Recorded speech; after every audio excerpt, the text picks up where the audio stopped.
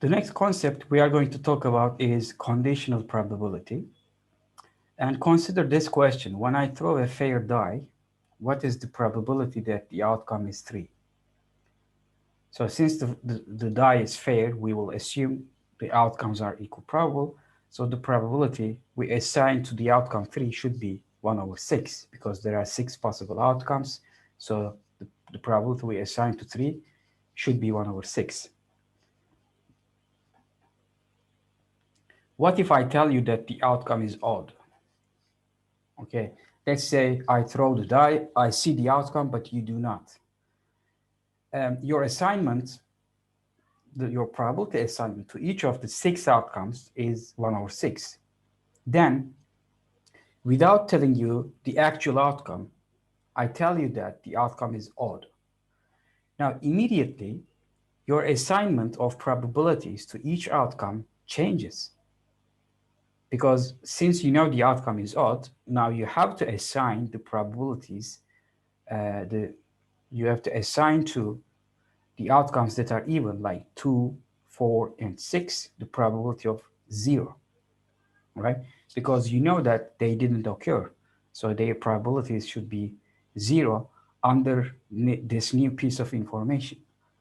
And what about the probability of the odd outcomes, 1, 3, and 5? Now, since there are 3 of them, that is my new sample space. Okay, so this information defines my new updated sample space, 1, 3, and 5. And now these are equal probable, so the probability you assign to outcome 3 should become 1 over 3. Okay, so this is how you define conditional probability. Now, conditional probability gives us an update on the probability of an event in light of new information, and we call this posterior probability. Okay, so the probability assignment after you have a specific information. And this is the notation we use, probability A given B, and this reads the probability of event A conditioned on the occurrence of event B. This here is the information you have, and this is the event you want to assign a probability to. And essentially, we define conditional probability through this equality, because what happens is, you see, let's say this is my sample space. Let's say this is event A. Let's say this is event B. When I tell you that B has occurred, the sample space now shrinks to this. This is my new sample space, and the event A becomes this region. This new event A becomes this region, because I know this cannot occur and these parts cannot occur, because I have been given the information that B has occurred. Therefore, the probability of A, the new probability we assign to event A, should be the probability of the intersection between the two events. So this is the definition of conditional probability.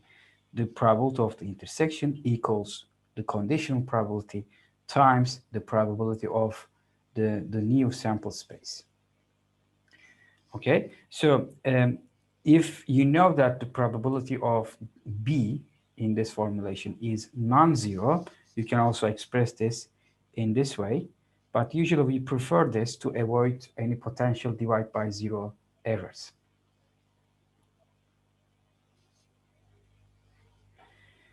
Here's an example. Suppose I have an urn with red and blue balls, some of which are marked with a white cross, so I cannot really see the marks when I pick a ball. Let's say we have 1 marked red and 3 unmarked reds, and 3 marked blues, 1 unmarked blue. So let's set up our sample space. I have 1 marked, let me put the blues first, 3 marked blues. So I have 3 marked blues and 1 unmarked blue. and I have 3 unmarked reds and 1 marked red. Okay, what is the probability that I pick a red? I have 4 reds and in total 8 balls.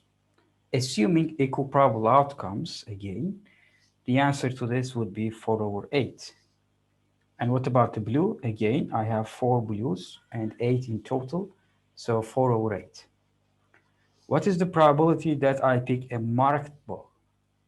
Okay, so I have 1, 2, 3, 4 marked balls, and therefore this probability is also 4/8, and unmarked ball again 4/8. What is the probability that I pick a red if I tell you it's unmarked? Okay, so I pull a ball out, I don't show it to you, but I look at it, I see that it's unmarked. Now the probability you assign to the outcome red might change under this information. Since you know that the ball is unmarked, now your sample space reduces to this. Therefore, the probability that I pick a red, this outcome has now 3 possible outcomes out of the 4 possible. Therefore, the probability of this is 3/4. So I write this as probability red given unmarked equals 3/4. You see, I can write this as, based on our definition, probability red intersection, therefore red and unmarked, divided by probability of the condition unmarked. Okay, so probability of red and unmarked. Red and unmarked is here, so that is 3/8. And unmarked is 4 balls, so this is 4/8. Therefore, you get 3/4 as expected.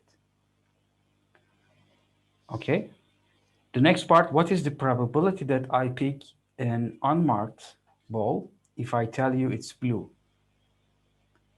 Okay, now it's the other way around. The information is blue, so this is my new sample space. What is the probability that I pick an unmarked ball? So probability unmarked given blue is 1/4. You can also again compute this from the definition.